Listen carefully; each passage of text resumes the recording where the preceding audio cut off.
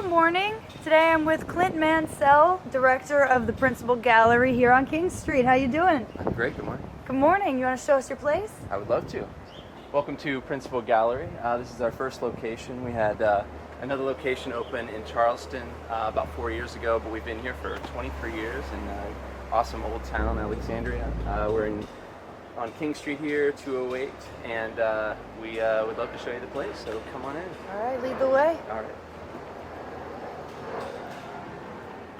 So we just opened a two-man exhibition for Valerio Despina and Greg Gandy, so that's what you'll see in this front room. This is our exhibition space that we have all of our openings in. We have about 10 exhibitions a year. We have Greg Gandy does sort of very photorealistic works. Wow. You can see he's painted a lot of cars recently, but Valerio Despina, who's right next to him on the right here, paints on a little bit more of an impressionistic feel, very active, a lot of gestural mark making. So a lot of the artists that we have in the gallery have their own sort of very specific feel to them. So as you walk around this historic building that was built in 1796, you'll see artists from all over the world. Valerio was actually born in Italy, but he lives in Philadelphia now. We have Louis Sven, who lives in Denmark. We have Paula Rubino, who lives in Florida, part of the time, Finland part of the time. This is Laura Pritchett, she lives in Delaware. We have more of Jussi Pohjonen, which is Paula Rubino's husband, and like I said, they live in Finland. And then Valerio Despina, this is Colin Fraser, Wow. who is an egg tempera painter. He was born in Scotland, and another one of Colin Fraser's works. But the space is great. I mean, you can see the floors are, these are original floors to the building, which was built in 1796. The original hutch here as well. We have a lot more artists back here. We have a few local artists like Beth Ann Copel at the top here. She just lives a few blocks away. Gavin Blakis, he's a local artist as well. Jeffrey Johnson is a very, very popular artist of ours as well. But you can see Gavin's work here. He paints a lot of cityscapes as well as Jeff. This is a little bit different for his work, but he's a really phenomenal artist. As we come around the corner, actually, this is one of Jeff Johnson's work. Nice. Wow, that's so cool. Where does he live? He's in Winston-Salem, North Carolina, actually. Yes. So as we come into this room, it's really gorgeous space. We have the skylight and exposed brick. This used to be an outdoor space, actually. It was where they had a garden and a fountain here. As I said, the building was built in 1796, so it's a really cool historic part of Old Town. It's a great place to have events. We allow people to rent out the space for parties and receptions, for weddings, and holiday parties, things like that. So it's a really ideal space for that sort of thing as well. And this is Gilbert Gorski. He's an artist that lives in Pennsylvania. He paints in a pointillist technique. Here you can see all of the little tiny brush marks that he makes. Right, they turn into something when you back up. Yeah, exactly. That's It's so much nice. more photorealistic when you step up. When it's close, it just sort of explodes in all these little confetti marks.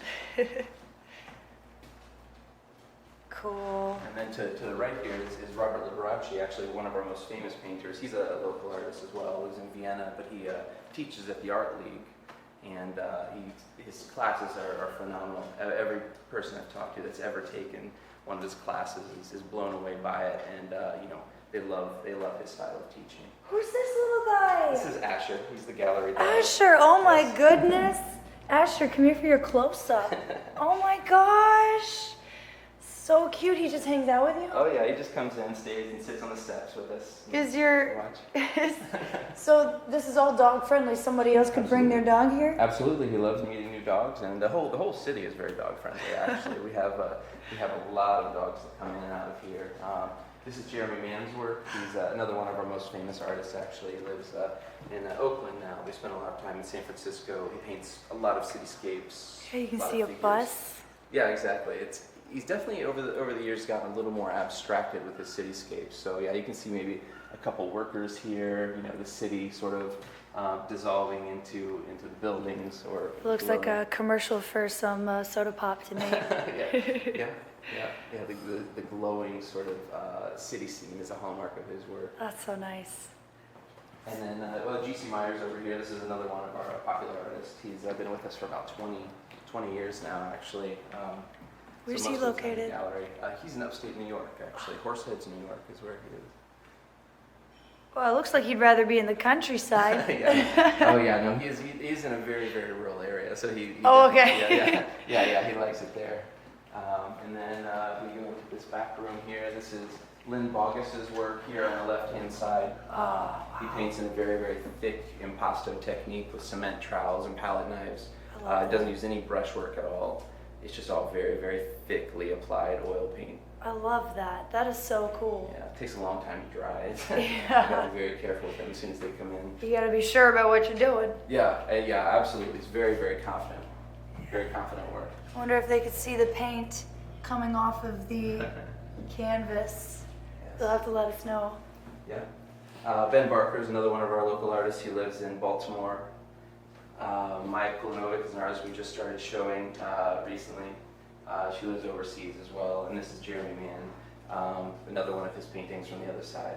Slightly older, so a little bit more on the realistic technique. But yeah, that's basically the gallery. We have all the social medias you could possibly imagine, so feel free to follow us on any of those. That's so cool. Why is it called the Principal Gallery? So Michelle Ward, the owner of the gallery, she worked in an art gallery before this one, and she decided to open her gallery because the gallery that she was in wasn't working on the best principles for artists. So she opened this gallery, entitled it Principal Gallery, because she wanted to open a gallery that was very that did the right thing by the artists, that was very principled in their actions towards artists, clients, and vendors, and that's why.